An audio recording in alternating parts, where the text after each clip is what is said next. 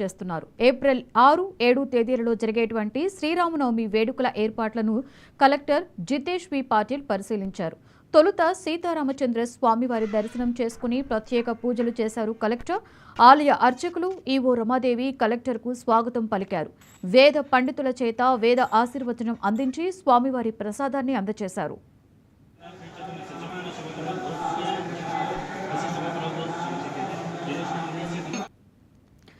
మిథిలా స్టేడియంలో జరిగే స్వామివారి కళ్యాణ ఏర్పాట్లను పరిశీలించారు. భక్తుల కోసం ఏ విధమైన ఏర్పాట్లు చేయాలో అడిగి తెలుసుకున్నారు. భక్తులకు వసతి, చలువ పందిళ్లు, త్రాగునీరు, ప్రాథమిక ఆరోగ్య కేంద్రాల ఏర్పాట్లను అడిగి తెలుసుకున్నారు. భక్తులకు ఎటువంటి అసౌకర్యాలు కలగకుండా చూడాలని కోరారు. కలెక్టర్ వెంట ఆలయ ఈవో రమాదేవి, ఇతర శాఖల అధికారులు ఉన్నారు.